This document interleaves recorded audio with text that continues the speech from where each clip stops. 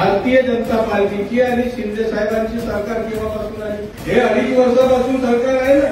त्याच्यापूर्वी 5 वर्षापर्यंत सरकार होती. मग 2.5 वर्षापूर्वी लाडली लेक म्हणून का नाही आणलं? काय हरकत नाही, आमच्या बहिणीच्या खात्यात पैसे आले पाहिजे, पण मग लाडला भाव कुठे जाईल? लाडल्या भावासाठी काय? माझा प्रश्न आहे, त्या ठिकाणी तुमच्या मागण्या मांडण्याचं काम मी करणार.